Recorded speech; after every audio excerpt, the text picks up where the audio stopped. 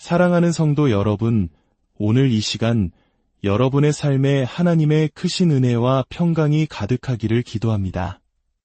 잠시 오늘 말씀을 듣기 전에 주님께서 우리에게 주신 이 귀한 복음의 메시지가 더 많은 영혼에게 닿을 수 있도록 여러분의 작은 손길을 보태주시길 부탁드립니다.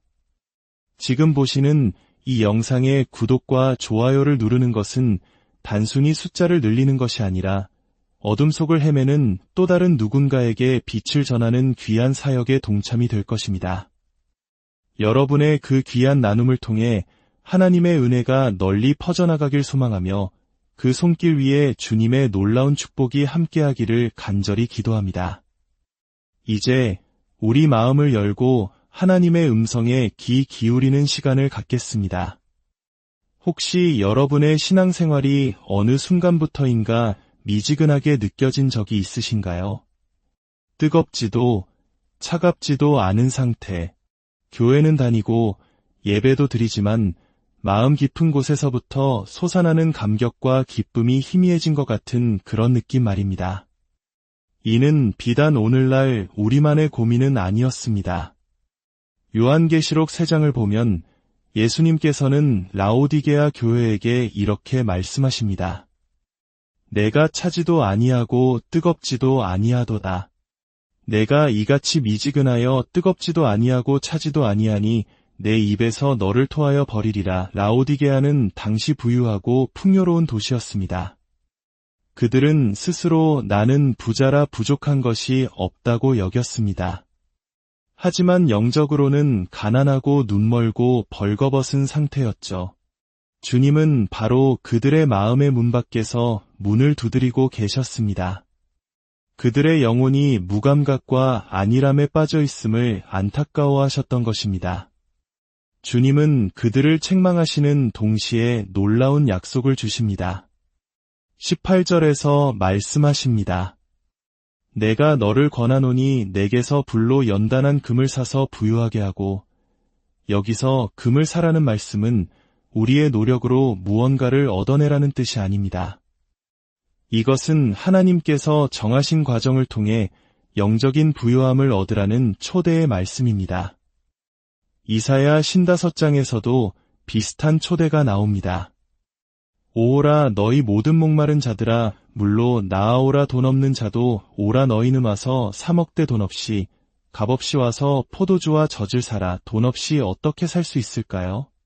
그것은 바로 주님께 나아가 귀를 기울이고 그분의 말씀을 듣고 그분과 대화하는 것을 의미합니다. 우리의 시간과 마음을 드리는 것, 그것이 바로 주님께로부터 영적인 금을 사는 방법입니다. 그리고 주님은 이어서 가장 놀라운 약속을 하십니다. 20절입니다. 볼지어다 내가 문 밖에 서서 두드리노니 누구든지 내 음성을 듣고 문을 열면 내가 그에게로 들어가 그와 더불어 먹고 그는 나와 더불어 먹으리라. 주님과 함께 식사하는 것. 이것은 단순한 식사를 넘어 가장 깊고 친밀한 교제를 의미합니다. 한국 문화에서 누군가와 함께 밥을 먹는다는 것은 정을 나누는 특별한 의미를 지니지요. 예수님은 바로 그런 깊고 개인적인 교제의 자리로 우리를 초대하고 계신 것입니다. 그분은 우리의 마음을 채우는 영적인 식탁을 차려놓고 우리가 마음의 문을 열기만을 기다리고 계십니다. 그렇다면 어떻게 하면 그 마음의 문을 열고 주님과 함께하는 식탁에 앉아 영적인 금을 살 수 있을까요? 그 비결은 거창하거나 신비로운 데 있지 않습니다. 그것은 바로 대화에 있습니다. 주님과의 살아있는 대화, 바로 그것입니다.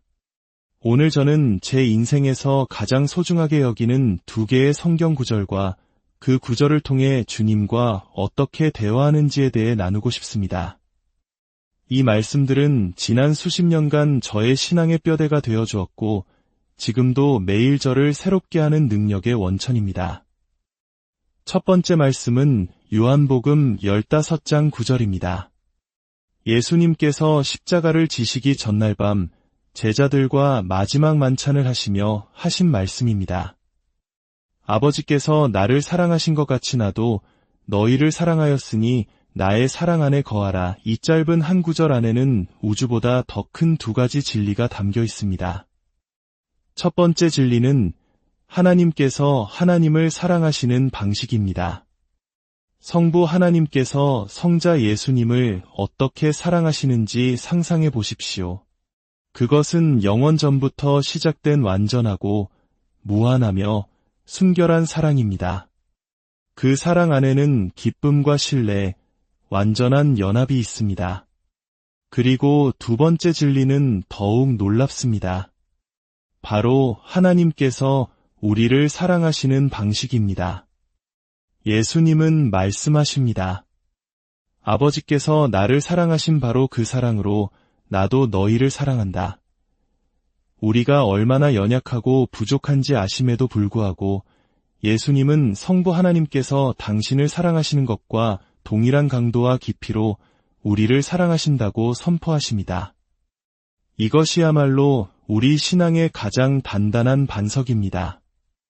우리의 구원과 영원한 소망은 하나님께서 하나님을 사랑하시는 그 사랑의 뿌리를 두고 있기 때문입니다. 그리고 예수님은 이 두 가지 거대한 진리를 알려주신 후에 우리에게 가장 중요한 계명을 주십니다. 나의 사랑 안에 거하라. 이것은 그 사랑을 그냥 지식으로만 알지 말고 그 사랑 안에 머물고 그 사랑을 매일의 삶 속에서 경험하며 살아가라는 명령이자 초대입니다. 이 사랑의 진실에 대해 주님과 계속해서 대화하라는 뜻입니다. 두 번째 말씀은 바로 그날 밤 예수님께서 아버지를 향해 드리신 기도의 마지막 부분인 요한복음 17장 26절입니다. 내가 아버지의 이름을 그들에게 알게 하였고 또 알게 하리니 이는 나를 사랑하신 사랑이 그들 안에 있고 나도 그들 안에 있게 하려 함이니이다. 이 기도는 우리를 향한 주님의 가장 위대한 약속이자 예언입니다. 예수님은 지난 3년 반의 공생애 동안 당신의 삶과 가르침, 기적을 통해 하나님의 이름, 즉 하나님의 성품과 영광을 우리에게 보여주셨습니다.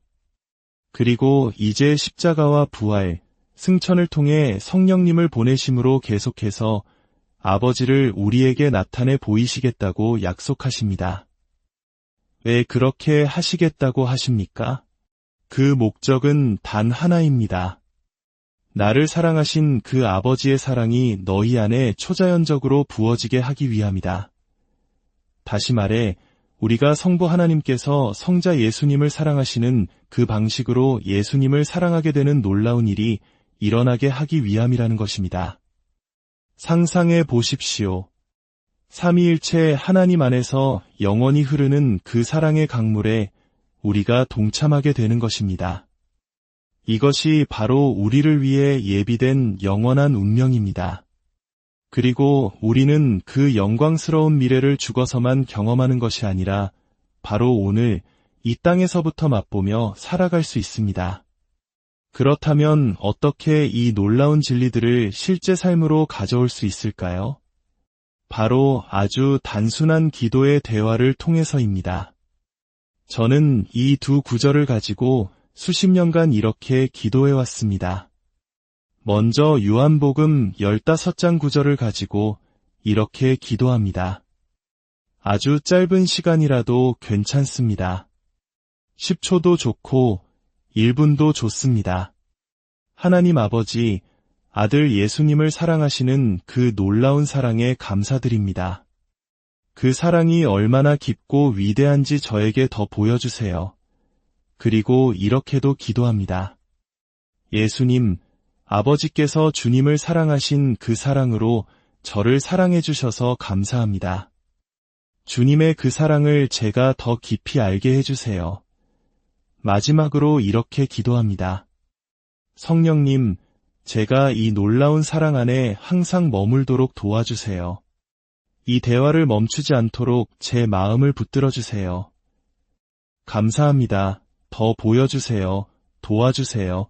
이 세 가지 단순한 기도가 전부입니다. 그리고 요한복음 17장 26절을 가지고는 이렇게 기도합니다.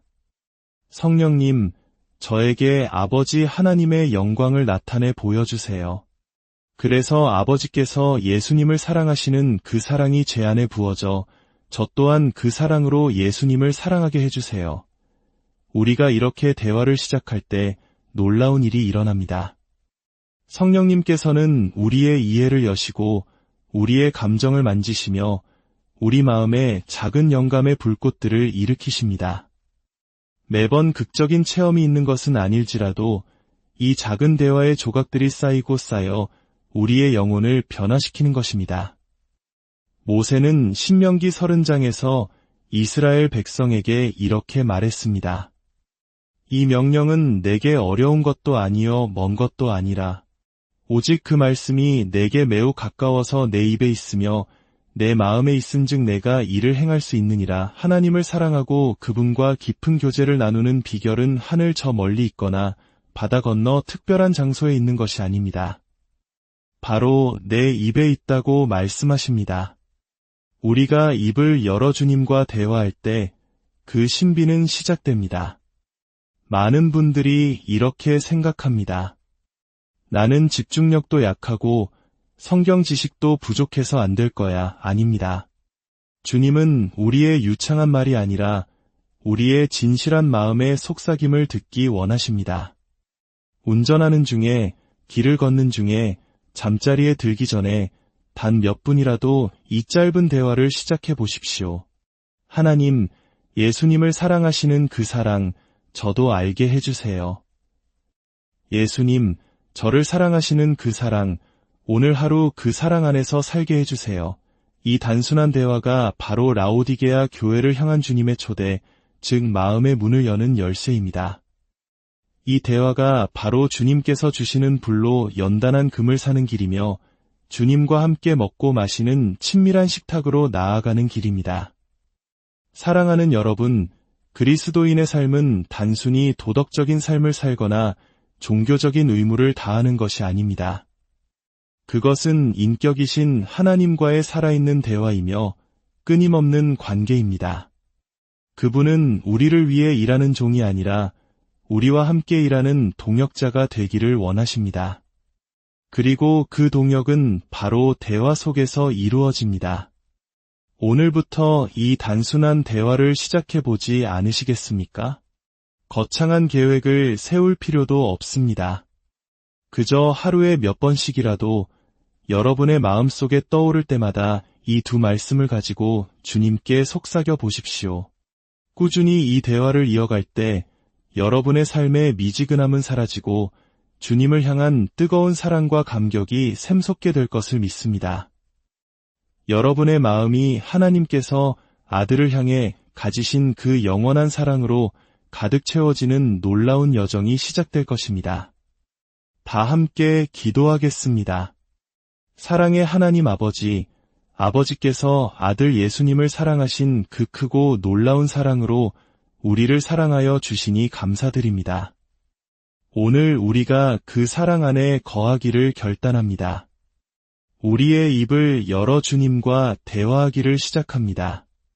성령님, 우리를 도와주셔서 이 대화가 끊이지 않게 하시고 날마다 주님의 사랑을 더 깊이 알아가는 기쁨을 누리게 하여 주옵소서. 우리의 삶이 주님과의 친밀한 교제로 가득 차 세상 속에서 그 사랑을 증거하는 통로가 되게 하여 주옵소서. 우리 주 예수 그리스도의 이름으로 기도드립니다.